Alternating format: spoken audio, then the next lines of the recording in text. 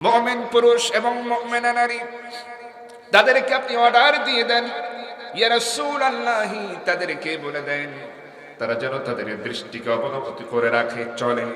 নারীদেরকে বলে দেন তারাও যেন তাই করে, চাদরটা যেন তারা বুকে টেনে নেয়।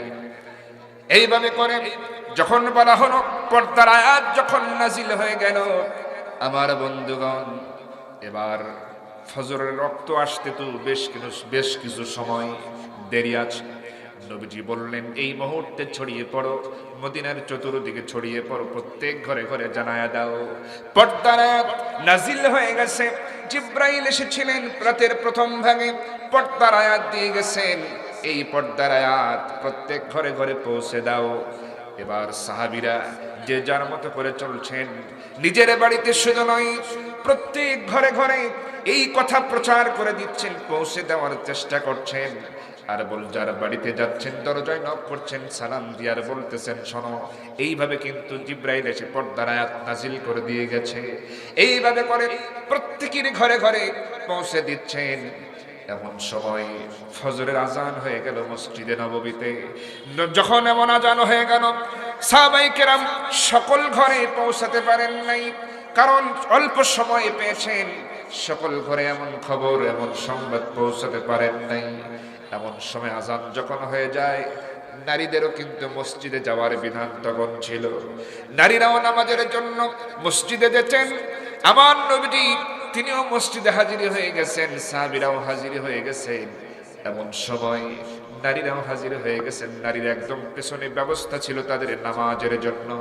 নামাজ যখন পড়তে যাবেন, কিছু নারীরা দেখতেছেন, আহারে আজকে কেন নারীদের ভিতরে এমন বেশভূষা, এমন পোশাক লক্ষ্য করা যায়। যারা জানে না যে পর্দার আয়াত নাজিল হয়ে গেছে, তারা দেখতেছে সর্বনাশ, আজকে এটা কেমন দেখতেছে, গতকাল কেউ তো এমনটা দেখি নাই, পোশাকের কেন এত পরিবর্তন। দেখতেছে মাথা থেকে পা পর্যন্ত সমস্ত শরীরে ঢাকা, আলাদা চাদর দিয়ে ঢেকে ফেলেছে নারীরা। মদিনার নারীরা কি হলো তাদের, হঠাৎ করে এমন করে তারা শরীর ঢেকে ফেলেছে কেন? সমস্ত শরীর এমনি তো কাপড় দিয়ে ঢাকাই থাকে, আবার এক্সট্রা কাপড় দিয়ে সমস্ত শরীর তারা ঢেকে ফেলেছে, কারণ কি? এবার তারা জিজ্ঞেস করলো, তাদের কি ব্যাপার, তোমাদের কি হলো, এমন করে তোমরা শরীর ঢাকলে কেন?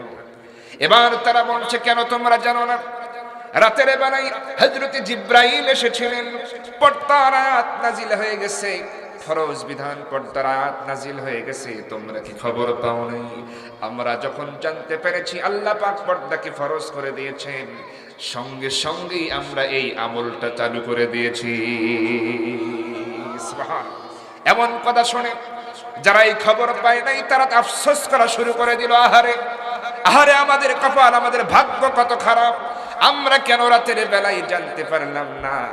রাতের বেলায় যদি জানতে পারতাম, আহারে রাতের বেলায় যদি শুনতে পারতাম আমাদের জন্য পর্দাকে ফরজ করে দেওয়া হয়েছে, তাহলে আমরাও তো চাদর গায়ে এক্সট্রা কাপড় পরে মাথা থেকে পা পর্যন্ত ভালোভাবে ঢেকে মসজিদে আসতাম নামাজের জন্য।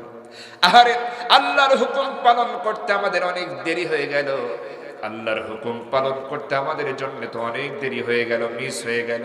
আহারে কেন জানতে পারলাম না রাতের বেলাতেই? আচ্ছা বলেন তো, এই যে তারা আফসোস করতেছেন, তাদের ইমানের অবস্থাটা মন্দ না ভালো? তাদের ইমানের অবস্থা নিম্ন মানের না উচ্চ মানের?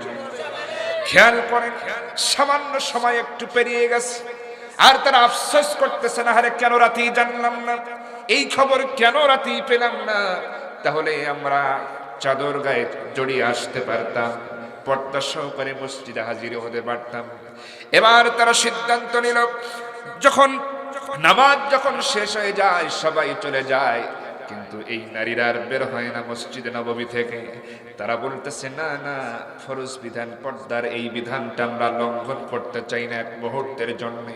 অতএব এই মসজিদ থেকে আমরা সম্পূর্ণ শরীরে ঢেকে এক্সট্রা চাদর পরে, এক্সট্রা কাপড় পরে, পর্দার পরিপূর্ণ বিধান শরীরে কায়েম করে এরপরে বাড়িতে ফিরে যাব। এজন্য তারা কি করলো, যারা ছোট ছোট বাচ্চা যাদের ছিল সাথে করে নামাজে নিয়ে আসতো মহিলারা, তারা কি করলো, বাচ্চাদেরকে বললো বাড়িতে চলে যাও, কাপড় নিয়ে আসো, চাদর নিয়ে আসো। এইভাবে করে সবাই তাদের বাচ্চাদেরকে বাড়িতে পাঠায় দেয়। বাচ্চারা দৌড়ে বাড়িতে চলে যায়, যার যার মতো করে চাদর কাপড় এরকম করে 2টা 4টা করে কাপড় চোপড় নিয়ে মসজিদে নববীতে হাজির হয়ে যায়। যখন তারা হাজির হলো, এই মহিলারা সম্পূর্ণ কাপড়গুলো আবার নিজেরা পরে নিলেন এবং পর্দার এই বিধান আল্লাহ নাজিল করেছেন, ফরজ করেছেন। এটা শোনার পরে এখন থেকেই মসজিদ থেকেই শোনা মাত্রই বাড়ি থেকে কাপড় এনে নিজেদের শরীরে জড়ালেন, কাপড়টা দিয়ে শরীরটা ঢেকে ফেললেন, নিজেদেরকে সম্পূর্ণ পর্দা শরীরে কায়েম করে এরপর তারা মসজিদ থেকে বাড়িতে ফিরে গেলেন। সুবহানাল্লাহ। আমার ভাইরা, তাহলে তাদের আল্লাহর বিধান মানার ক্ষেত্রে তাদের ভূমিকা, এটা কি সাধারণভাবে চিন্তা করা যায়? চিন্তা করে কত উচ্চ মানের ঈমান হলে এরকম ভাবে সাথে সাথে এই বিধান পালন করতে পারে। তাহলে নারী এবং পুরুষ উভয়ের জন্য এই বিধান। যারা একেবারে ছোট তাদের কথা ভিন্ন, কিন্তু যুবক যারা আছে, বৃদ্ধ যারা আছে, তাদের জন্য এই হুকুমের কি কমতি আছে? এখানে যুবক কারা আছেন দেখি হাত তোলেন তো একটু। যুবকদের দেখতে চাই। বেগমগঞ্জের যুবকেরা দেখি হাত তোলেন। আল্লাহু তাকবীর। দেখছেন, বুড়ো চাচা হাত তুলছে, তাও যুবকেরা হাত তোলে না। ছোট বাচ্চাও হাত তুলছে, ও একদিন যুবক হবে। কথা বলেন ঠিক কি? আল্লাহু তাকবীর। হাত নামান। সমাজে অনেক যুবক আছে যারা ইসলামের বিধানগুলো না জানার কারণে, ইসলামের বিধানগুলো না জানতে পারার কারণে তারা অনেক অবৈধ কাজ করে ফেলে। আজকে পর্দা যে একটা বিধান, ফরজ বিধান, যুব সমাজ তো স্কুল কলেজের বই পড়ে তারা পায় না, কারণ কোরআন সুন্নাহর নাই। যুবকেরা কোথায় পায়? এই যে মোবাইলে একটু 2-1 বক্তার শোনে, 2-1টা হুজুরের গল্প, মানে কিছু কথা শোনে। ওই সময় যদি ফাঁক করে একটু পেয়ে যায়, সামনে আসে যে পর্দা একটা ফরজ, তখনই জানতে পারে। তাছাড়া এই যুব সমাজকে জানতে দেওয়া হচ্ছে না পর্দাটা কত বড় একটা বিধান, ফরজ বিধান আল্লাহ পাক দিয়েছেন। যার কারণে যুবকেরা, সমাজের যুবকেরা, অধিকাংশ যুবকেরা এই বিধান জানতে না পারার কারণে বান্ধবীদের সাথে, গার্লফ্রেন্ডের সাথে অবৈধ সম্পর্কে জড়িয়ে পড়ে। কথা বলেন ঠিক কি? এরা বুঝতে না পারার কারণে, আসলে এদের দোষ দিয়ে লাভ নেই, তো জানে না, জানানো হয় নাই, যুবকদেরকে বুঝতে দেওয়া হয় নাই, জানতে দেওয়া হয় নাই। যার কারণে যুবকেরা প্রেমে আসক্ত হয়ে পড়ছে, প্রেমে জড়িয়ে পড়ছে, প্রেমিকার জন্য কত স্বপ্ন দেখছে, স্বপ্ন লালন করছে, তার জন্য জীবন পর্যন্ত দিচ্ছে। কথা বলেন ঠিক কি? অনেক যুবক ভাইরা মানে এই যে ইসলামের বিধানগুলো জানতে না পারার কারণে, অবৈধ সম্পর্কে জড়িয়ে পড়ার কারণে এক বুক আশা নিয়ে, এক বুক ভরা ভালোবাসা বুকের মধ্যে বেঁধে এত স্বপ্ন দেখে। সে যে জানে না যে এটা যে হারাম, এটা যে অবৈধ, জানতেছে না। তো না জানার কারণে এটা করতেছে। বান্ধবীকে নিয়ে স্বপ্ন দেখছে, কিন্তু একটা সময় সেই বান্ধবী এই যুবকের সব ভালোবাসা আশা পুড়ে ছাই করে দিয়ে সেকা দিয়ে আরেক জায়গায় চলে যাচ্ছে। এই যে এইসব নারী পুরুষ উভয়ের ক্ষেত্রে এমনটা হচ্ছে এই পর্দার বিধান না জানার কারণে। আমার বন্ধুগণ, খেয়াল করেন, আল্লাহ রাব্বুল আলামিন এই পর্দাকে ফরজ করেছেন। শুধু বাইরেই ফরজ এমনটা নয়, নিজের বাড়িতেও এই পর্দার বিধান আছে না নাই? এটা কি আমার কথা? আল্লাহ রাব্বুল আলামিন বলছেন, ইয়া আইয়ুহাল্লাযীনা আমানু লা তাদখুলু বুয়ুতান গায়রা বুয়ুতিকুম হাত্তা তাসতানিসু ওয়া তুসাল্লিমু আলা আহলিহা। আল্লাহু আকবার।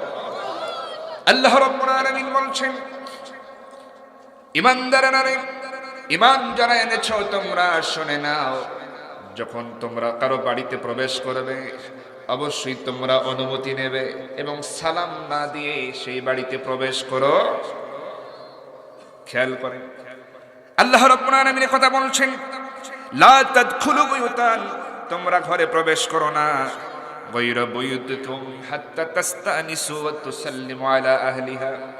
ওই ঘরের মালিকের, ওই ঘরের লোক যারা আছে, আহাল যারা আছে, অধিবাসী যারা আছে, তাদের অনুমতি না নিয়ে, সালাম না দিয়ে ওই বাড়িতে প্রবেশ করার চেষ্টা করো না।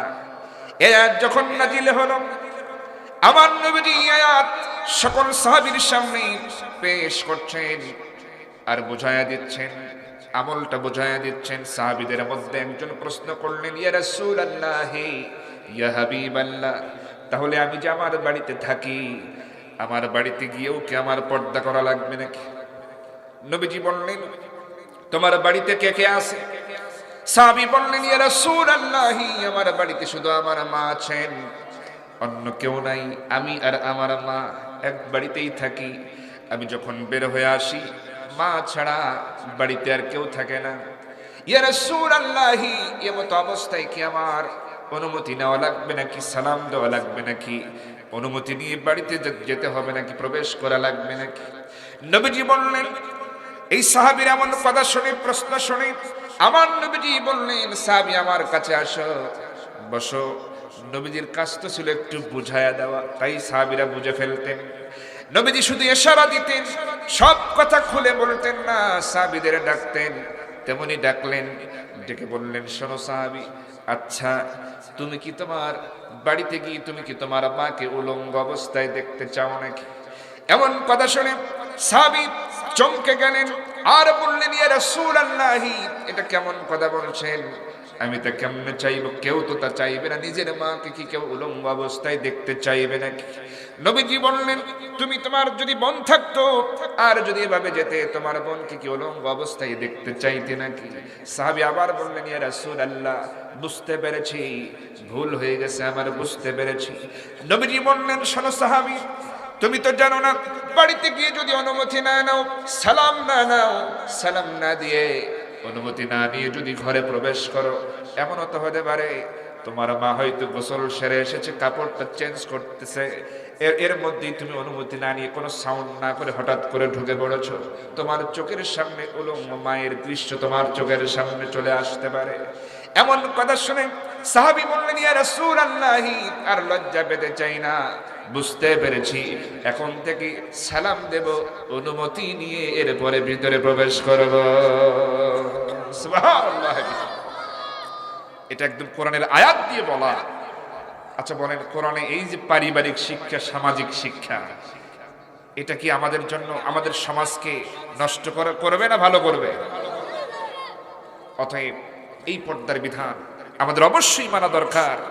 সম্মানিত হাজিরিন, অনেক নারী, অনেক পুরুষ সমাজে আছে, নারীদের মধ্যে আবার চিন্তা একটু ভিন্ন রকম, যে পর্দায় থাকলে তো পুরুষ যা করে, পুরুষেরা যা করে আমরা তো তা করতে পারবো না। ইসলামে কি এরকম কোনো নিষেধাজ্ঞা আছে নাকি? পর্দা সহকারে নারীদের অনেক কিছু করার অধিকার আছে না নাই? যদি পর্দাকে মেইনটেইন করে চলে, নারী যদি পর্দা মেইনটেইন করে, সে তো যুদ্ধের ময়দানেও যেতে পারে। কথা বলেন ঠিক কিনা? আমার ভাইরা, যেহেতু সময় কম, আমি হয়তো পরে সুযোগ নাও পেতে পারি, আমি একটু বলতে চাই যে নারী সমাজও ভূমিকা রাখতে পারে। আমি এই সুযোগ একটু বলে নিতে চাই। 14 জন জান্নাতি নারীর আমি নাম বলবো, তার মধ্যে একজনের কথা আমি বলবো, এবং অনেকেই যারা যুদ্ধের ময়দানে অংশগ্রহণ করেছে, দেখেন নারী হয়েও, কারণ তাদের একটা দাবি ছিল, ইয়া রাসূলুল্লাহ, পুরুষেরা যুদ্ধে যায়, জিহাদে যায়, জিহাদের সওয়াব ওরা পায়, তো আমরা কি যুদ্ধে যেতে পারি না? আচ্ছা বলেন তো, এই প্রশ্ন যৌক্তিক কিনা বলেন? আমার বন্ধুগণ, এইবার আমি 14 জন জান্নাতি নারীর নাম বলবো, যাদের ব্যাপারে জান্নাতের ফয়সালা করা আছে। তাদের মধ্য থেকে একজনের জীবনে আমি বলার চেষ্টা করব, এরপরে পর্দা নিয়ে আরো বিশদ আলোচনা করব। আমার বন্ধুগণ, খেয়াল করুন, এই পৃথিবীতে আমরা সবাই জানি 10 জন জান্নাতের সুসংবাদ প্রাপ্ত সাহাবীর কথা, ঠিক কিনা বলেন?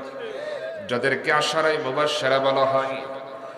শুধু পুরুষদের নয়, নারীদের জন্যও আল্লাহ পাক জান্নাতের ফয়সালা রেখে দিয়েছেন। এটাও ভুলে গেলে চলবে না, তাদের জীবনী সম্পর্কে আমাদের জানার প্রয়োজন আছে না নাই? 14 জন জান্নাতি নারী, 1 নম্বরে হযরতে ফাতিমা রাদিয়াল্লাহু তাআলা আনহা, তিনি হলেন জান্নাতি নারী, যার সম্পর্কে বলা হয়েছে সাইয়্যিদাতুন নিসাই আহলিল জান্নাহ। সুবহানাল্লাহ বলে। তিনি হলেন জান্নাতি রমণীদের সরদারিনী।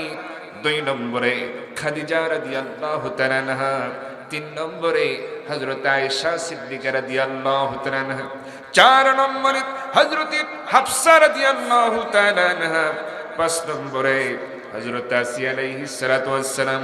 6 নম্বরে হযরত মরিয়ম আলাইহিস সালাতু ওয়াস সালাম। 7 নম্বরে হযরত আলাইহিস সালাতু ওয়াস সালাম, 8 নম্বরে সুমাইয়া রাদিয়াল্লাহু তাআলা আনহা, 9 নম্বরে উম্মে হারাম বিনতে মিলহান, 10 নম্বরে রুমাইসা বিনতে মিলহান, 11 নম্বরে সুরাইয়া আল আসাদিয়া, 12 নম্বরে রবি বিনতে মুআওয়াজ, 13 নম্বরে হযরতে উম্মে জামিলা, 14 নম্বরে নুসাইবা বিনতে কাব রাদিয়াল্লাহু তাআলা আনহা। তারা সবাই হলো আল্লাহর জান্নাতের মেহমান। আমার ভাইরা, এর মধ্যে আমি সর্বশেষে যার নাম বলেছি হযরতে নুসাইবা বিনতে কাব রাদিয়াল্লাহু তাআলা আনহা, তিনি ছিলেন একজন মুজাহিদা নারী। কি নারী বলেন তো? যুদ্ধের ময়দানে যে সমস্ত নারীরা অংশগ্রহণ করেছেন তাদের মধ্যে তিনি অন্যতম। আমি একটা যুদ্ধের ঘটনা বলবো, জানা কথা বলবো না, অজানা কথাই বলার চেষ্টা করব। সেই যুদ্ধটা হলো ওহদের যুদ্ধের ময়দান। কোন যুদ্ধ বলেন? অনেক নারীরা এই জিহাদের ময়দানে অংশগ্রহণ করেছেন। নারীদের নেতৃত্বে যিনি ছিলেন তিনি আর কেউ নয়, হযরতে আয়েশা সিদ্দিকা রাদিয়াল্লাহু তাআলা আনহা। এরপরে নারীদের মধ্যে যারা ছিলেন, উম্মে আয়মান ছিলেন, উম্মু আম্মারা তিনি ছিলেন, হযরতে সাফিয়া রাদিয়াল্লাহু তাআলা আনহা নবীজির আপন ফুফু, তিনিও ছিলেন এই ওহদের ময়দানে। এরপরে নুসাইবা বিনতে কাব রাদিয়াল্লাহু তাআলা আনহা তিনিও ছিলেন। এরকম অনেক নারীরা এই যুদ্ধে অংশগ্রহণ করেছেন। আমার নবীজি এই জিহাদের ময়দানে সাহাবীদের ভিতরে, সাহাবীদের মধ্য থেকে আপনারা তো জানেন যে 1000-এর মধ্যে 300 জন মুনাফিক কিন্তু পালায়া গেছিল। কথা বলেন ঠিক কিনা? 700 জন এর মধ্যে নারী সাহাবীরা আছেন। নবীজি তাবু গাড়তে বললেন।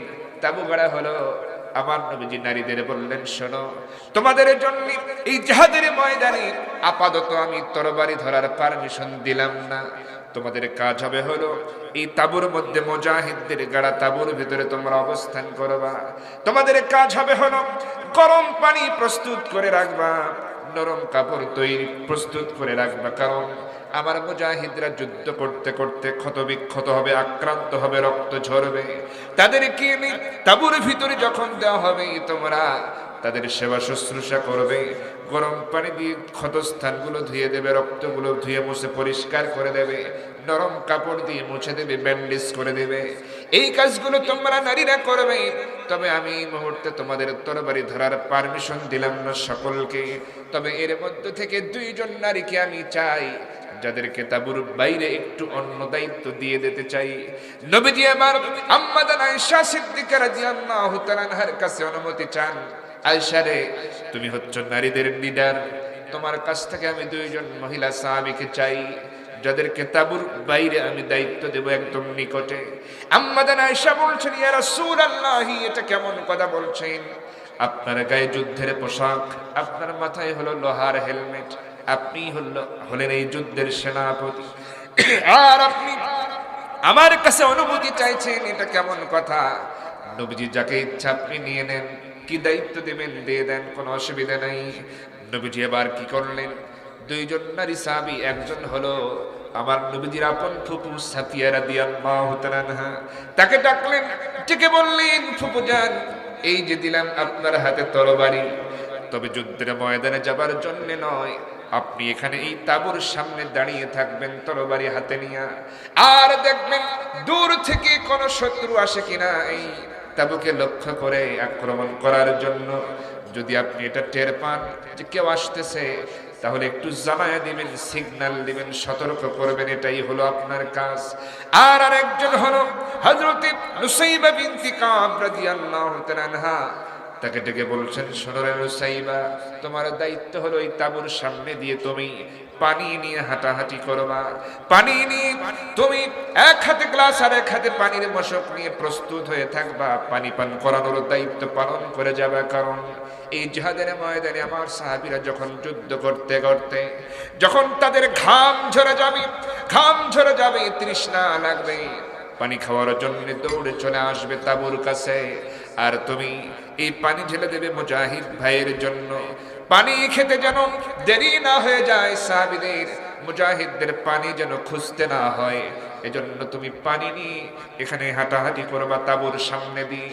যখন পানি খাবে মুজাহিদ দ্রুত গতিতে আবার দৌড়ে চলে যাবে, যুদ্ধের ময়দানে লড়াই করবে। এই দায়িত্ব তুমি পালন করে যাবা।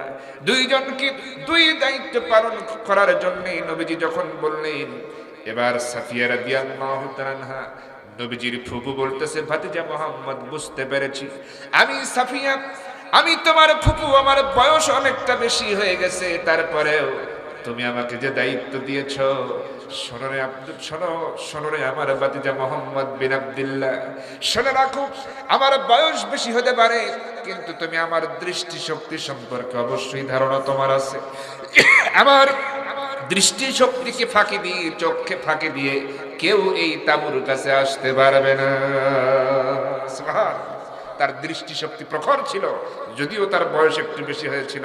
তিনি বলছেন, যদিও কেউ বা কোনো ফাঁক করে যদি কখনো এসেই যায়, আসতে তো পারবেই না, যদি আসেও তাহলে আমি সাফিয়ার তরবারি তার সাথে কথা বলবো। সুবহানাল্লাহ, চিন্তা করেছেন?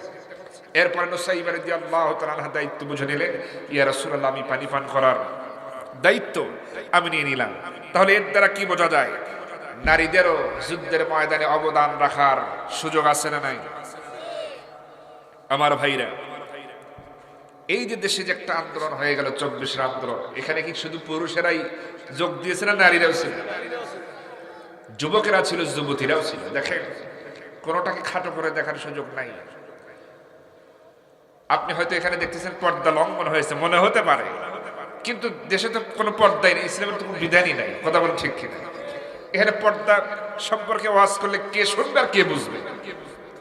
সিস্টেমই তো নাই। কোরআনের কোনো একটা আইন এদেশে যদি থাকতো, তাহলে না বুঝতে পারতাম যে ইসলামী আইন কি জিনিস। দেখো, নারী এবং পুরুষ তারা ঝাঁপিয়ে পড়েছে কিসের জন্য? ন্যায় ও ইনসাফ প্রতিষ্ঠার জন্য। কথা বলেন ঠিক কিনা? বৈষম্য দূর করার জন্য, অন্যায় জুলুম দূর করার জন্য, নিজেদের স্বাধীনতাকে, মতকে প্রকাশ করতে পারে, যেন কোনো বাধা, যেন কোনো বিঘ্নতা যেন সামনে না আসে। এই কারণেই নারী, পুরুষ, যুবক, যুবতী, স্কুল, কলেজ, ইউনিভার্সিটির এই সমস্ত হায়ার এডুকেটেড পারসন, এই সমস্ত শিক্ষার্থীরা, ওরা কি, ওদের জ্ঞান কি কম? বলে তো, সর্বোচ্চ মানের যারা শিক্ষিত, এই সমস্ত যুবক, যুবতী, ছাত্র, ছাত্রী, তারা নেমেছে যেন এই ময়দান থেকে, এই বাংলাদেশের ভূখণ্ড থেকে সব ধরনের জুলুমতন্ত্র যেন বিদায় হয়ে যায়। কথা বলা ঠিক? আপনাদের এই নোয়াখালী, বেগমগঞ্জের কোন যুবক কি আন্দোলনে সামিল হয় নাই? কোন ছাত্র, ছাত্রী কি সামিল হয় নাই? সবাই হয়েছে, ছোট বড় সবাই। আমার বন্ধুগণ, তাদের স্লোগান ছিল সমাজে ইনসাফ প্রতিষ্ঠা করা, বৈষম্য দূর করা। ঠিক কিনা? আজকে দেখেন, সত্যের পথে যারাই থাকবে, যারাই চলবে, যারাই কথা বলবে, তাদেরকে এই বাতিল শক্তিরা টার্গেট করতেছে। কথা বলেন ঠিক কিনা? আমার বন্ধুগণ, এই অবস্থা আপনাদের জানাই আছে। দক্ষিণবঙ্গের একজন কৃতি সন্তান, নাম কি বলেন? শরীফ ওসমান হাদি ভাই। আজকেও আমি আসার সময় তার অনেকগুলো বক্তব্য শুনতেছিলাম, মনে হয় যেন জীবন্ত মানুষটা সামনে কথা বলতেছে। আপনি চিন্তা করতে পারেন, এই জমিনে, এই পৃথিবীতে সবচাইতে পিতামাতার জন্য কষ্ট হচ্ছে যুবক সন্তানের লাশ বহন করা। কথা বলেন ঠিক কিনা? যদি এটা আপনার সন্তান হতো, আপনার ছোট ভাই হতো, তাহলে কষ্টটা আপনি বুঝতেন। তাকে টার্গেট করা হলো, এমনকি তাকে হত্যা পর্যন্ত করা হলো। আজকে এই সমস্ত হত্যাকারীদের ধরার ব্যাপারে আমরা গড়িমসি দেখতে পাচ্ছি। কথা বলেন ঠিক কিনা? আমরা জানতে চাই, কেন এত দেরি হচ্ছে? কেন এত দেরি হচ্ছে? তাহলে বাংলাদেশের বিচার বিভাগ, প্রশাসন, যেগুলো জনগণের টাকায় চলে, তাদের কাজ কি? তারা যদি সামান্য এই খুনিদেরকে ধরতে না পারে, তাহলে বেতন নিয়ে চাকরিতে থাকার কোনো দরকার নয়। নিরাপত্তা কোথায়? সেদিন সিরাজগঞ্জ শহরে প্রোগ্রামে যখন আসলাম, আমি আশ্চর্য হয়ে গেছি। যুবক ভাইরা আমার কাছে এরকম একটা চিঠি ধরিয়ে দিলেন।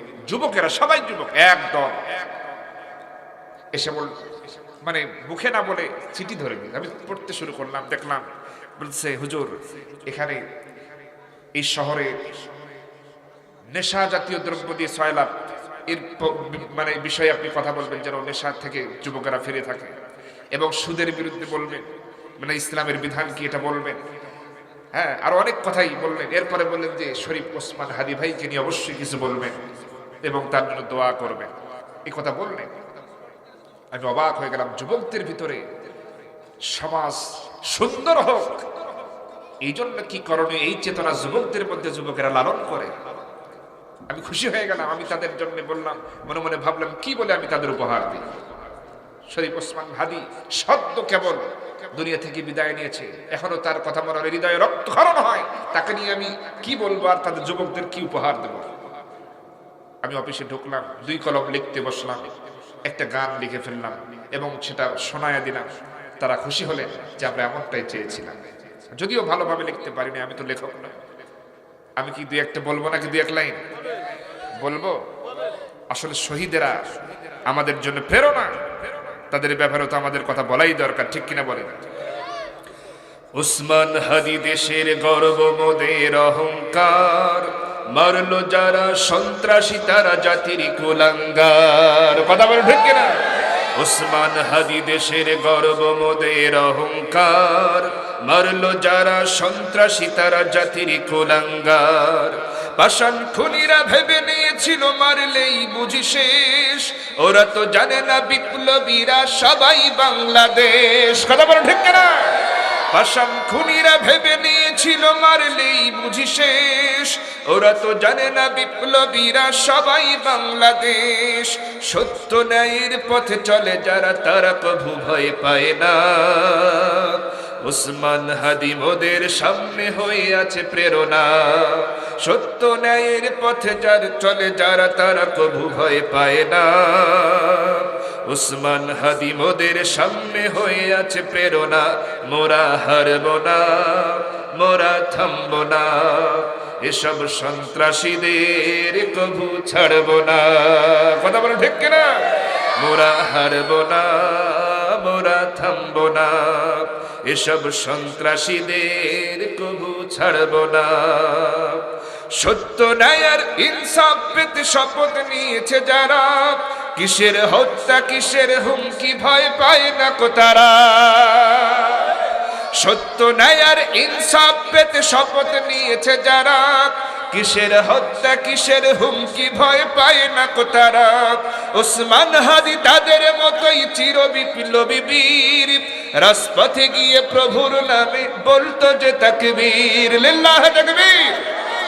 ওসমান হাদি তাদের মতোই চির বিপ্লবী বীর, রাজপথে গিয়ে প্রভুর নামে বলতো যে তাকবীর। ভিনদেশিয়ার হায়নারা তারে বেঁচে থাকতে দিল না, লক্ষ কোটি অন্তরে আজ শুধুই যে কান্না। ভিনদেশিয়ার হায়নারা তারে বেঁচে থাকতে দিল না, লক্ষ কোটি অন্তরে আজ শুধুই যে কান্না। মোরা হারব না, মোরা থামব না, এসব সন্ত্রাসীদের কভু ছাড়ব না। ইনকিলাব জিন্দাবাদ, ইনকিলাব জিন্দাবাদ, ইনকিলাব জিন্দাবাদ, ইনকিলাব জিন্দাবাদ। লিল্লাহ তাকবীর, লিল্লাহ তাকবীর। আল্লাহ কবুল করুন বলছে আমিন। সেই সমস্ত শহীদেরা চেয়েছে এই সমাজে একটা ন্যায় ও ইনসাফ প্রতিষ্ঠিত হোক। আসলে ন্যায় ও ইনসাফ প্রতিষ্ঠিত হতে হলে কার আইন প্রয়োজন বলেন তো? আল্লাহর বিধান যখন কায়েম হয়ে যাবে তাহলে যাকাত চালু হবে, সুদ বন্ধ হবে, এরপরে নামাজ চালু হবে, এরপরে পর্দা মনে হয় বাদ যাবে নাকি? পর্দার বিধান বাদ যাবে। আবার বন্ধুগণ খেয়াল করুন, আল্লাহ রাব্বুল আলামিন যতগুলো বিধান দিয়েছেন এই কোরআনে কারীমের ভিতরে বান্দার উপকারের জন্য। এটা শুধু আমল নয়, দুনিয়াতেও উপকার, দুনিয়াতেও কল্যাণ, আখিরাতেও বান্দার নাজাত হয়ে যায়। সুবহানাল্লাহ। সম্মানিত হাজিরিন, দেখেন রাসূল করিম সাল্লাল্লাহু আলাইহি সাল্লাম এই পর্দা নিয়ে অনেক কথা বলেছেন, হাদিসে অনেক কথাই আছে। খেয়াল করুন, আল্লাহ রাব্বুল আলামিনের যত আয়াত আছে এই পর্দা সম্বলিত, সবগুলো আয়াত হয়তো বলতে পারবো না, তবে আমি যে সাহাবীর কথা বলতেছিলাম যে যুদ্ধের ময়দানে অংশগ্রহণ করেছে, যে পর্দা পালন করেও যে যুদ্ধের ময়দানে যাওয়া যায়, এর উদাহরণ এই জমিনে নারীরা দৃষ্টান্ত স্থাপন করেছে। হয়তো তারা জানে না যে ইসলামে এরকম বিধানও আছে, নারীরাও যুদ্ধের জন্য তারা ময়দানে অবস্থান করতে পারে। ঠিক কিনা বলেন? নুসাইবা রাদিয়াল্লাহু তাআলা আনহা দায়িত্বটা নিয়ে নিলেন। এবার আমার নবীজি নারীদেরকে বললেন, শোনো, পর্দার ভিতরে থাকো, তাঁবুর মধ্যে থাকো, পর্দা সহকারে তোমরা দায়িত্ব পালন করে যাও। আল্লাহ পাক তোমাদেরকে নারী হিসেবে শুধু নয়, মুজাহিদা হিসেবে এই ময়দানে তোমাদেরকেও কবুল করেছেন, তোমাদেরকে কবুল করেছেন। সুতরাং তোমরা এখানে অবস্থান করো। যুদ্ধের ময়দানে যুদ্ধ চলতেছে। একটা পর্যায়ে যুদ্ধের ময়দানে যখন বিপর্যয় তৈরি হয়ে গেল, মুসলমানেরা প্রথম পর্যায়ে বিজয় অর্জন করেছিল, প্রায় এমন অবস্থা তৈরি হয়েছিল।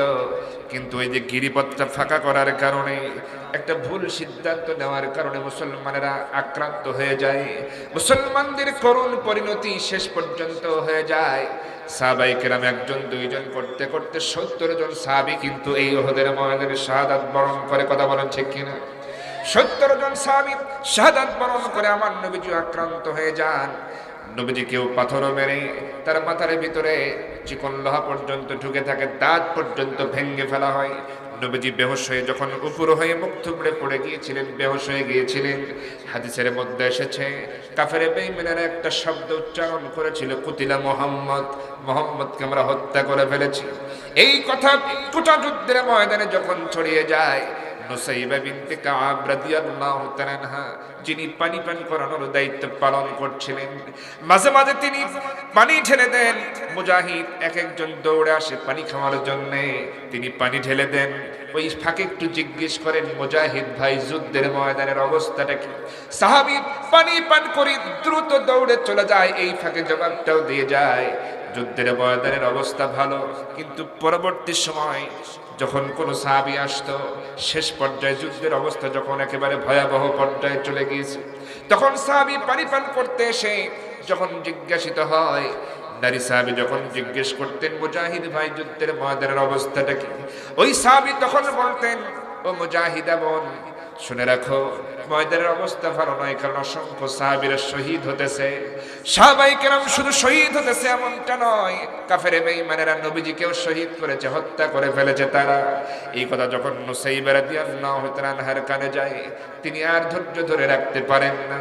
তিনি ভাবতেছেন, আহারে, আমি নুসাইবা ছোটবেলা থেকেই এত যুদ্ধবিদ্যায় পারদর্শী ছিলাম, এখনো আমার যুদ্ধের যে প্রশিক্ষণ আছে, কাফের বেঈমানেরা আমার সামনে আসতে সাহস পায় নাই। কুরাইশরা কোন প্রতিযোগিতায় তারা আমাকে হারাতে পারে নাই, কারণ এই মুজাহিদা নারী নুসাইবা বিনতে কাব, যিনি হলেন আব্দুল্লাহ বিন কাবের বোন, এই নারী সাহাবী ছোটবেলাতেই জাহালাতের সময় সব যুদ্ধের কৌশল তিনি শিখে ফেলেছেন, প্রশিক্ষণ নিয়েছিলেন আত্মরক্ষার জন্য। কারণ ওই সময় জানমালের তো কোনো নিরাপত্তা ছিল না, এই জন্য সব শিখে ফেলতো অনেকেই।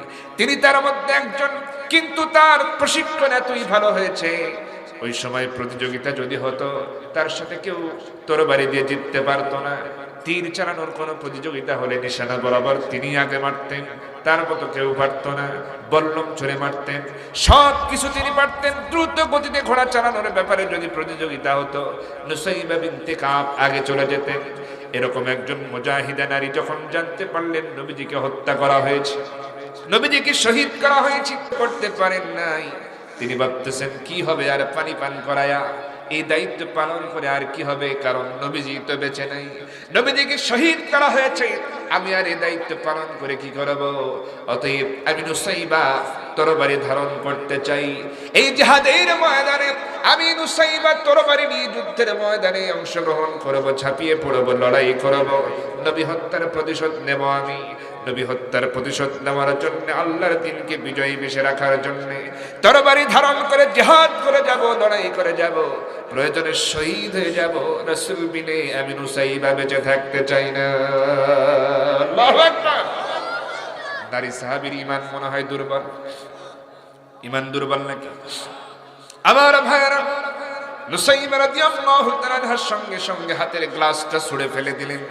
পানির জগটা ছুঁড়ে ফেলে দিলেন, একটা তরবারি হাতের মধ্যে নিয়ে দ্রুতগামী ঘোড়ার উপরে লাফ দিয়ে চললেন, ক্ষিপ্র গতিতে ঘোড়াটাকে চালায়া দিলেন, একেবারে যুদ্ধের ময়দানের ভিতরে ঢুকলেন এবং তাকে মোকাবেলা করার জন্য কুরাইশরা যারাই তার সামনে আসে সেই দ্বিখণ্ডিত হয়ে যায়, যারাই আসে তার তরবারির সামনে সে আর বেঁচে ফেরে না, দ্বিখণ্ডিত হয়ে যায়। এইভাবে যখন চলতেছে সামনে তিনি অগ্রসর হচ্ছেন, কুরাইশদের ভিতরে যারা একটু দুর্বল যোদ্ধা, সাহস একটু যাদের কম, এদের মধ্যে অনেকেই তাকে দেখে ফেলেছে এবং সাথে সাথে চিনেও ফেলেছে। চিৎকার করে বলা শুরু করেছে, সাবধান হয়ে যাও কুরাইশ যোদ্ধারা, সামনে আর যেও না, কারণ সামনে যাকে দেখতেছি এটা তো আব্দুল্লাহ বিন কাবের বোন নুসাইবাকে দেখা যায়। এ তো সাংঘাতিক নারী, নারী হলে কি হবে, তার তরবারি চালানোর দৃশ্য বড় ভয়ঙ্কর, তরবারির সামনে যাওয়া যায় না, চোখেই দেখা যায় না, এমন দ্রুত গতিতে তরবারি চালায়, তার তরবারির সামনে কেউ টিকে থাকতে পারে না, এটা আমাদের অতীতের অভিজ্ঞতা আছে। সুতরাং তার তরবারির সামনে যেও না, বাঁচতে যদি চাও যুদ্ধের ময়দান থেকে পালাও। আমার বন্ধুগণ, তাদের ভিতরে ভয় ঢুকাইয়া দিয়েছেন কে? কাফের বেঈমানদের অন্তরের মধ্যে ভয় ঢুকাইয়া দিয়েছেন কে? তার মানে বোঝা গেল, শুধু অস্ত্র থাকলেই, ক্ষমতা থাকলেই, লোকবল থাকলেই যুদ্ধের ময়দানে টিকে থাকা যায়? আল্লাহর সাহায্যের দরকার আছে না নেই? এই যে নতুন স্বাধীনতা পেলাম, এই এলাকায় কিন্তু অনেক নির্যাতিত মানুষ আছে, আমি খবর নিয়েছি। বিশেষ করে আমার জন্মস্থান কিন্তু বগুড়া অঞ্চলে। কোথায় বলেন তো? জন্মস্থান শহীদ প্রেসিডেন্ট জিয়াউর রহমানের এলাকা। এলাকায় তার ভক্ত অনুরক্ত, তার দলের লোক নাই বলেন? আছে কিনা? শহীদ প্রেসিডেন্ট জিয়াউর রহমান, এই দেশে ইসলামী রাজনীতি যে চালু হয়েছে এর পিছনে কিন্তু তার বিরাট একটা অবদান আছে। কথা বলেন ঠিক কিনা? কিন্তু আজকে আমরা মর্মাহত এই কারণে যে তার সহধর্মিণী কঠিন মানে পীড়াদায়ক যন্ত্রণার মধ্যে আছেন, অসুস্থতার মধ্যে আছেন। সবসময় চেষ্টা করি প্রত্যেকটা মাহফিলে তার জন্য দোয়া করার জন্য, আল্লাহ যেন তাকে সুস্থতা দান করে দেন। বারবারের প্রধানমন্ত্রী দেশনেত্রী বেগম খালেদা জিয়া আপসহীন, তিনি কিন্তু ভারতের চোখ রাঙানিকে কিন্তু ভয় পায় না। কথা বলা ঠিক? তবে তার দলের দুই একজন হয়তো বা থাকতে পারে এরকম, কিন্তু তাকে দিয়ে অন্তত ভারতের গোলামি করানো সম্ভব হবে? আপসহীন নেত্রী, তিনি জেল কারাবরণকে মেনে নিতে রাজি আছেন, কিন্তু অন্যায়ের সাথে কোনো আপোষ করতে রাজি সেই মানুষ। তিনি এখন এই দেশের জন্য একজন অভিভাবক, সেই মহিয়সী নারী, সেই বারবারের প্রধানমন্ত্রী নির্যাতিতা, তিনি অসুস্থ। আমরা তার জন্য দোয়া করতে রাজি আছি কিনা বলেন? আল্লাহ যেন তাকে সুস্থতা দান করেন এবং তার ছেলে দেশে এসেছেন, আমরা দোয়া করবো যেন তার ছেলেও এই দেশের কল্যাণের জন্য অবশ্যই বড় রকমের একটা ভূমিকা পালন করে, কোন দেশের চোখ রাঙানি যেন তিনি ভয় না পান। কথা বলেন ঠিক কি? কারণ আমরা 20 কোটি মানুষ, আমরাই যথেষ্ট। অতএব এখানে অন্য কারো সহযোগিতা আমাদের দেশে প্রয়োজন নাই, অন্য কারো চোখ রাঙানিও দেখে আমাদের ভয় পাবার কোনো কারণ। আমার বন্ধুগণ, তাহলে আসলে এই দেশে যেই যুদ্ধটা হয়ে গেল কিছুদিন পূর্বে, খেয়াল করেন, আমি যে বলেছিলাম আল্লাহর সাহায্য প্রয়োজন হয়, শুধু ক্ষমতা থাকলেই, অস্ত্র থাকলেই হয় না। কারণ যুদ্ধের ময়দানে খেয়াল করুন, সাহাবীরা যে তাবুক যুদ্ধে অংশ নিয়েছিলেন, কোন যুদ্ধ করা লাগছিল কিনা বলেন? যুদ্ধ ছাড়াই বিজয় দিয়েছিলেন কে? চিন্তা করেন, লক্ষ লক্ষ রোমান সৈন্য আর মুসলমানরা 30,000 তাবুক যুদ্ধে অংশগ্রহণ করলেন। আল্লাহ দেখছেন যে এরা অনেক দান করছে, আপনারা তো সাক্ষী, তাবুক যুদ্ধে হযরত আবু বকর সবচেয়ে বেশি দান করেছিল। কথা বলেন ঠিক কিনা? মানে অর্থের কোরবানিও দিয়েছে, আবার জান নিয়ে যুদ্ধের ময়দানে হাজির হয়েছে। আল্লাহ দেখলেন অর্থও দিল, জান দেওয়ার জন্য আসলো, যা এই যুদ্ধে কোনো যুদ্ধ লাগবে না, আমি যুদ্ধ ছাড়াই মুসলমানদের বিজয় দিয়ে দিলাম। সুবহানাল্লাহ, কোনো যুদ্ধ করা লাগলো না। তাবুক যুদ্ধে মুসলমানেরা যুদ্ধ না করেই বিজয় ছিনিয়ে আনলো। এটা ভিন্ন ইতিহাস। এই জন্য বলতেছিলাম আল্লাহর সাহায্য প্রয়োজন, শুধু অর্থ, ক্ষমতা, অস্ত্র থাকলে হয় না। এই 24-এর আন্দোলনে দলমত নির্বিশেষে যারা অংশগ্রহণ করেছিল, দেখেন যাদের হাতে অস্ত্র ছিল, গোলা বারুদ, লোকবল, সব জায়গায় তাদের লোক, তারা দেখলো যে আমরাই তো সর্বে সর্বা, আমাদের হাতেই সবকিছু। অতএব এই সমস্ত ছাত্র পোলাপান এরা কি করবে, এদের হাতে বই খাতা কলম, এরা তো কিছুই করতে পারবে না। এই চিন্তা নিয়ে যখন তারা আক্রমণাত্মক ভূমিকায় গেল, বুলেটের আঘাতে যুবকদের বুকের তাজা রক্ত যখন জমিনটাকে লাল করে দেওয়া শুরু করলো, আল্লাহ পাক সহ্য করলেন না। এটা হলো জুলুম, দেখলেন, এই জন্য সহ্য করলেন না। এবার এই সমস্ত যুবকদের অন্তরে দিলেন ইমানি সাহস, আর ওদের অন্তরের ভিতরে দিলেন ভয়। কথা বলেন ঠিক কিনা? যতই অস্ত্র থাক ওদের ভিতরে দিলেন ভয়, যাদের অস্ত্র নাই তাদের ভিতরে দিলেন সাহস। এই জন্য বিজয় হয়ে গেল। কথা বলেন ঠিক কিনা? এখন যারা জুলুম করেছে, অন্যায় করেছে, এই যে অনেক ভাইয়েরা আছে, আমি শুনলাম তারা বাড়িতে ঘুমাতে পারে নাই। ভাই ঠিক না? বাড়িতে ঘুমাতে পারছেন? পারেন নাই। অনেকে আছে এখানে, অনেক নেতারা আছেন, দলমত নির্বিশেষে, তারা যে জুলুমতন্ত্র কায়েম করেছিল, আজকে কি তারা আছে বলেন? আল্লাহ পাক সহ্য করেন নাই, তারা পালাতে বাধ্য হয়েছে। দুষ্ট পোলাপান রে, পালায়া গেলাম তোদের কারণে। দুষ্ট পোলাপান রে, পালায়া গেলাম তোদের কারণে। প্রশাসনের হাত পা ধরি, দিনের ভোট রাতে করি, প্রশাসনকে জিম্মি করি, দিনের ভোট রাতে করি। তবু ক্ষমতার চেয়ার, তবু ক্ষমতার মসনদ রাখতে পারলাম না রে। পালায়া গেলাম বলেন তোদের কারণে।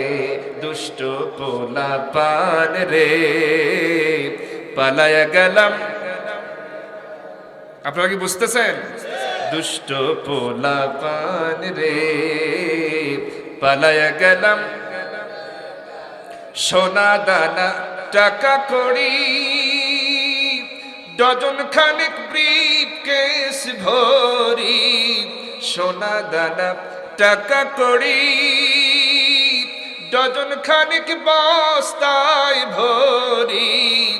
আরো কিছু সঙ্গে নেওয়ার, আরো কিছু সঙ্গে নেওয়ার, দুপুর বেলা খাবার খাওয়ার সময় দিলি না রে। পালায়া গেলাম তোদের কারণে। দুষ্ট পোলাপান রে, পালায়া গেলাম। দফায় দফায় জুলুম করি, হাজার হাজার মানুষ মারি। দফায় দফায় জুলুম করি, হাজার হাজার মানুষ মারি। ভিনদেশেতে করলাম পাড়ি, এখন আমি শ্বশুর বাড়ি। ভিনদেশেতে করলাম পাড়ি, গলায় এখন ফাঁসির দড়ি। সইতে পারি না রে, পালায়া আসি তোদের কারণে। দুষ্ট পোলাপান রে, পালায়া আসি তোদের কারণে। আপনারা কি মন খারাপ করলেন যে জুলুম করা হয়েছে এই ভাইদের সাথে? আপনারা তো আশেপাশে দেখেছেন, যদি আপনার ছেলেটাকে বুক ঝাঁঝরা করে দিত, আপনার ভাইকে দিত এরকম ভাবে, আপনার আত্মীয়কে দিত, তাহলে কি এই কষ্ট সহ্য করতে পারতেন? আজকে যাদের যুবক ছেলে নাই, তাদের বাড়িতে গিয়ে খবর নেন, প্রত্যেকটা রাত চোখের পানি ঝরে। আমার ভাইয়ের জন্য ক্ষমতার বড়াই করতে হয় না। সম্মানিত হাজিরিন, এই জন্যই সব সময় একটু আল্লাহকে স্মরণ করতে হয়। আল্লাহর বিধান কোনটা কিভাবে পালন করতে হবে, এই সবক নিতে হয়। সেই কারণে আজকের এই আয়োজন। কথা বলেন ঠিক কিনা? দিন সম্পর্কে কিছু কথা শোনার জন্যই এই আয়োজন করা হয়েছে। তো যেই বিধান, ফরজ বিধান পর্দা সম্পর্কে আমরা কথা বলতেছিলাম, সুযোগ থাকলে আরেকটা সাহাবীর জীবনী নিয়ে আমি কথা বলতাম। কি গুরুত্বপূর্ণ এই বিধান, কারণ সময় তো নাই, কারণ সময় পার হয়ে গেছে। একটা সাহাবীর আমি কথা শুধু বলবো। দেখেন, এই বিধানের কারণে তিনি নিজেকে কি অনুতপ্ত ভাবে নিজেকে তিনি সংশোধন করার পথ খুঁজেছেন। মদিনার একজন সাহাবী, আনসারী সাহাবী, যার নাম হচ্ছে হযরতে সালাবাতুল আনসারী রাদিয়াল্লাহু তাআলা। সালাবা, হযরতে সালাবা রাদিয়াল্লাহু তাআলা, তিনি হচ্ছেন আনসারী সাহাবী মদিনার। আর মক্কা থেকে হিজরত করে যারা এসেছেন তাদের মধ্যে তিনি হলেন সাইদ ইবনে আব্দুর রহমান।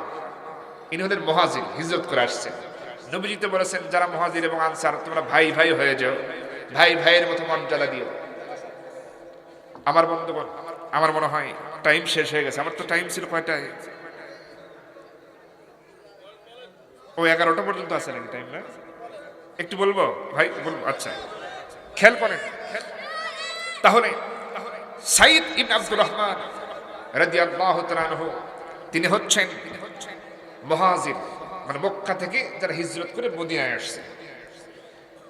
এই মুহাজির সাহাবী সাইদ ইবনে আব্দুর রহমান রাদিয়াল্লাহু তাআলা আনহুকে নিয়ে আমার নবীজি যখন তাবুক অভিযানে রওনা করলেন, এমন সময় এই সাইদ ইবনে আব্দুর রহমানের ঘরে ছিল একজন সুন্দরী স্ত্রী।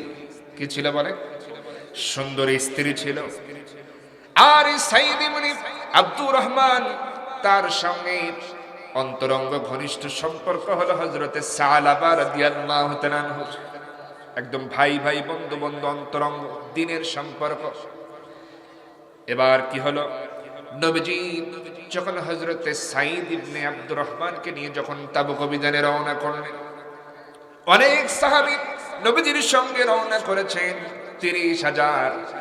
এবার মদিনায় অনেক পরিবারে লোকের অভাব, পরিবারের গার্জিয়ানের অভাব। এবার সাইদ ইবনে আব্দুর রহমানের ঘরে শুধু সুন্দরী স্ত্রী। সাইদ ইবনে আব্দুর রহমান যাওয়ার সময় হযরতে সালাবাকে বললেন, ও আনসারী সাহাবী, ও আমার ভাই সালাবা, আমার বাড়ি আমার স্ত্রী আমার ঘরে থাকলো, মাঝে মধ্যে একটু খোঁজ খবর নিয়ে আমি যুদ্ধের ময়দানে চললাম তাবুক অভিযানে। হযরতে সালাবা রাদিয়াল্লাহু তাআলা আনহু তিনি বলছেন, ভাইজান অবশ্যই খেয়াল রাখবো, মাঝে মাঝে আমি খোঁজ খবর নিয়ে যাব, মাঝে মাঝে বাজার করে দেব, মাঝে মাঝে খোঁজ খবর নেব, কোনো অসুবিধা হবে না, আপনি যান যুদ্ধের ময়দানে। এবার সাহাবী যখন যুদ্ধের ময়দানে চলে যায়, এভাবে করে একদিন 2 দিন চলে যায়। সালাবা রাদিয়াল্লাহু তাআলা আনহু তার বাড়িতে আসেন, সুন্দরী স্ত্রী ঘরে রেখে চলে গেছেন। সাহাবী বাজার করার প্রয়োজন হয়, বাজারে করে মাঝে মাঝে ওই শুধু দরজার গেটটা খুলে ভিতরে দিয়ে চলে যান, ফিরে যান, সালাম দেন, আর ভিতরে প্রয়োজনীয় জিনিসপত্র দিয়ে আবার ফিরে চলে যান। এভাবে কয়েকদিন চলল। হঠাৎ করে একদিন সালাবা রাদিয়াল্লাহু তাআলা আনহু যখন তিনি তার বাড়িতে গিয়েছেন কোনো একটা বাজার দেওয়ার জন্য, খোঁজ খবর নিতেন মাঝে মধ্যে, যখন সেই বাড়িতে গেছেন গেটের সামনে শয়তান এবার তাকে ধোঁকা দেওয়া শুরু করলো। বলেন তো সাহাবীদেরকে শয়তান ধোঁকা দিতে পারে কি পারে না? শয়তান সবার পিছনে আছে না নাই? আমার মায়ের সালাবা রাদিয়াল্লাহু তাআলা আনহুকে ধোঁকা দেয়। একদিন 2 দিন 3 দিন এভাবে করে ধোঁকা দিতে থাকে। হঠাৎ করে একদিন সালাবা রাদিয়াল্লাহু তাআলা আনহু শয়তানের ধোঁকায় পড়ে গেলেন। এবার তিনি একটা মারাত্মক অন্যায় করে ফেললেন, তিনি বুঝতে পারেন নাই। তিনি হঠাৎ করে গেটটা খুলে পর্দাটা সরায়া ঘরের ভিতরে ঢুকে পড়লেন। সাইদ ইবনে আব্দুর রহমান রাদিয়াল্লাহু তাআলা আনহুর স্ত্রী, সুন্দরী স্ত্রী ঘরে বসে আছেন। এই অবস্থায় সালাবা রাদিয়াল্লাহু তাআলা আনহু শয়তানের ধোঁকায় পড়ে ঘরে প্রবেশ করে ফেললেন, এমনকি তার হাতটা পর্যন্ত চেপে ধরলেন। এমতো অবস্থায় ওই সাইদ ইবনে আব্দুর রহমানের স্ত্রী শুধু বললেন, ও আল্লাহর গোলাম, আল্লাহর বান্দা, জেনে রাখো আমি মুজাহিদের স্ত্রী, তুমি আমার পাহারা দেওয়ার দায়িত্ব গ্রহণ করেছো, আমানত, আমি হলাম তোমার জন্য আমানত। তুমি কি আমানতের খেয়ানত করছো নাকি একটাবার ভেবে দেখো। এমন কথা বলা মাত্রই ওই যে শয়তান ধোঁকা দিয়েছে সেই ঘোরটা তার কেটে গেছে। তিনি বুঝতে পেরেছেন, আহারে মহা অন্যায় করে ফেললাম, আমানতের খেয়ানত করে ফেললাম, হাতটা স্পর্শ করে ফেলেছি। এবারে তিনি একটা দৌড় মারলেন, ঘর থেকে বের হলেন। এবার হযরতে সালাবা রাদিয়াল্লাহু তাআলা আনহু এক দৌড়ে এই মদিনার সীমানা পেরিয়ে তিনি পাহাড়ের গুহার দিকে রওনা করলেন। আর ভাবতেছেন, আহারে এই হাত দিয়ে আমি আমার মুজাহিদ ভাইয়ের স্ত্রীর হাতকে স্পর্শ করেছি, আহারে আমার কোনো ক্ষমা নাই, আমার কোনো ক্ষমা নাই, আমার বুঝি আর কোনো ক্ষমা হবে না। আহারে কেন আমি শয়তানের ধোঁকায় পড়ে এত বড় অন্যায় করে ফেললাম, আহারে কেন আমি পর্দার বিধানকে লঙ্ঘন করে ফেললাম, আহারে আমার বুঝি কোনোই ক্ষমা হবে না, দুনিয়াতেও বুঝি ক্ষমা নাই, আখিরাতেও বুঝি ক্ষমা নাই। এবার তিনি এভাবে করে এলাকা ছাড়া হলেন, নিজের মুখটা আর কাউকে দেখাচ্ছেন না। এইভাবে করে জঙ্গলে জঙ্গলে ঘুরতেছেন, মদিনার আশেপাশের জঙ্গলগুলিতে তিনি ঘোরেন। রাতের বেলায় সিজদায় পড়ে কাঁদেন, দিনের বেলায় লুকিয়ে থাকেন। মাঝে মধ্যে এইভাবে চলতেছে। হঠাৎ করে তাবুক অভিযান শেষ করে নবীজি চলে আসলেন। সাইদ ইবনে আব্দুর রহমান তিনিও চলে আসলেন। বাড়িতে আসা মাত্রই স্ত্রীর মুখে এই সমস্ত ঘটনা যখন তিনি শুনতে পেরেছেন, তিনি মনে আঘাত পেলেন। আহারে, নবীর সাহাবী সেও দিনের একজন মুজাহিদ, আহারে আমানতের খেয়ানত সেইভাবে করেছে। এবার তিনি ভাবলেন কিভাবে তাকে খুঁজে বের করা যায়, তার সঙ্গে মুখোমুখি কথা বলবো, তার শাস্তি প্রয়োজন। এভাবে করে সাইদ ইবনে আব্দুর রহমান তিনিও খুঁজতেছেন। এইভাবে করে যখন সমস্ত সাহাবীর কানে খবর পৌঁছে গেল, নবীজির কানেও যখন খবর গেল যে সালাবা অমুক সাহাবীর সুন্দর স্ত্রীর হাতকে স্পর্শ করেছিল, সালাবা কোথায়, খুঁজে বের করো, সালাবা কোথায় আছে, সালাবা কোথায় আছে, আমার সাহাবী নামের কলঙ্ক করেছে, তাকে খুঁজে বের করো, কোথায় আছে সালাবা। এবারে তাকে খুঁজতে শুরু করলো, কোথায় পাওয়া যায় না। মদিনার মরুভূমির অঞ্চলে যেখানে চাষ আবাদ করা হয়, ওখানে কিছু কৃষককে দেখা যায়। এই কৃষকদের লক্ষ্য করে সাহাবীরা জিজ্ঞেস করলেন, শোনো, এই ধরনের লোককে ঠিক তোমরা দেখেছো? তারা বলে, আমরা এমনটা লোক আমরা বলতে পারবো না, তবে প্রত্যেক রাতে এই গাছের এই বৃক্ষের নিচে, গাছের নিচে এসে সিজদায় পড়ে কান্নাকাটি করে, আবার ভোর হওয়ার আগে এখান থেকে চলে যায়। এরকম একটা পাগল বেশি লোক আমরা দেখতে পেয়েছি। এবার সাহাবীরা তারা চিন্তা করলেন, তাহলে কে হতে পারে সেই লোক। এবার তারা কি খেয়াল করলো, অবশ্যই রাতের বেলায় সে গাছের নিচে যাওয়া প্রয়োজন। হযরত ওমর, আবু বকর, ওসমান, আলী এরকম মানের সাহাবী কয়েকজন সেখানে চলে গেলেন। রাতের বেলা অপেক্ষা করছেন কে আসে। হঠাৎ করে তারা আড়াল থেকে দেখতে পেলেন একজন সেখানে চলে এসেছে। আসা মাত্রই জিকির আজগার করতেছে, সিজদায় পড়ে কান্নাকাটি করতেছে, আর বলতেছে, আমার বুঝি ক্ষমা নাই, আমার বুঝি ক্ষমা নাই। যখন হযরতে বেলাল মসজিদে নববীতে আজান দিলেন, আজানের ধ্বনি যখন এ পর্যন্ত চলে এলো, এই সাহাবী নামাজের জন্য দাঁড়িয়ে গেলেন, নামাজ পড়লেন। সাহাবায়ে কেরাম তার দৃশ্য দেখলেন, তারাও নামাজটা পড়ে নিলেন। ধরে ফেললেন যে কে এটা, অন্ধকারে বোঝা তো যায় না। তারা দেখতে পেল এইটাই তো সেই সালাবাকেই তো আমরা খুঁজতেছি। সালাবারি, তুমি কি পাপিষ্ঠ কাজ করেছো, আমানতের খেয়ানত করেছো, তোমাকে খোঁজা হচ্ছে রে সালাবা, শুনে রাখো। এবার সালাবা বলতেছেন, ও সাহাবীরা, ও রাসূলের সাহাবীরা, আমি যেতে পারবো না। আমি যে অন্যায় করেছি, পাপ করেছি, শয়তানের ধোঁকায় পড়ে এই মুখ আর আমি কাউকে দেখাতে চাই না। আমি অনুতপ্ত, আমার চেহারা দিকে বুঝতে পারছো আমি স্বাভাবিক নই। এর ক্ষমা না পাওয়া পর্যন্ত আমার শান্তি হবে না। আল্লাহর ক্ষমা পাওয়ার জন্য আমি এরকম ভাবে এই জায়গায় এখান থেকে ওখানে ঘুরতেছি, সিজদায় পড়ে কান্নাকাটি করতেছি। আমি পর্দার বিধানকে, ফরজ বিধানকে লঙ্ঘন করেছি, অন্যের স্ত্রীকে আমি হাত স্পর্শ করে ফেলেছি, আমার বুঝি ক্ষমা নাই। এইভাবে যখন বলতেছেন, সাহাবীরা বললেন, শোনো রে সালাবা, এমন করে বলো না, বুঝতে পেরেছি তুমি অনুতপ্ত, নবীজির কাছে চলো। নবীজির কাছে যখন তারে নিয়ে যাওয়া হয়, নবীজি বললেন, শোনো রে সালাবা, তোমার কথা অনেক শুনলাম, অভিযোগ শুনেছি, কিন্তু পরবর্তী কর্মকাণ্ড দেখে আমি বুঝতে পেরেছি তুমি সত্যি অনুতপ্ত, তুমি সত্যি অনুতপ্ত হয়েছো।